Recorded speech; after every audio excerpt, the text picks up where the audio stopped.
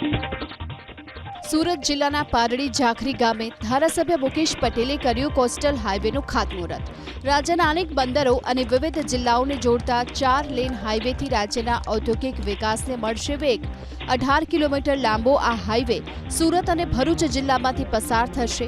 ઓલપાડના દરિયાઈ પટ્ટીના દાંડી, મોર, નેશ, ભગવા અને પારડી ઝાખરી ગામોને જોડશે।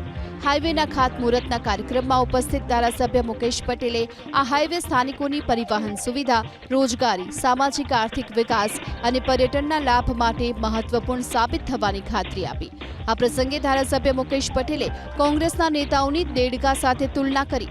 મુકેશ પટેલે કહ્યું કે વર્ષમાં એકવાર વરસાદ પડે ત્યારે દેડકા બહાર નીકળે છે, પરંતુ આ દેડકાઓ 5 વર્ષમાં એકવાર જ બહાર નીકળે છે।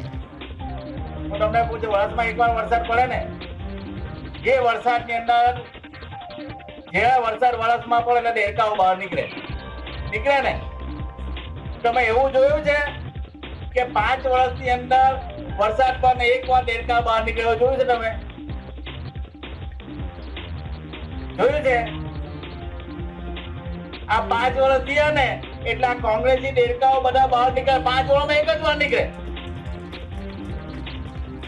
5 વર્ષથી એક જ વાર બહાર આ દેડકાઓ નીકળે અને તમારી પાસે આવશે, અમે આમ કરી દઈશું, તેમ કરી દઈશું। ઓલપાડમાં આવી જજો, ખબર પડે। આ મારા જાંબાઝ કાર્યકરો બેઠા છે, જાંબાઝ મતદારો બેઠા છે।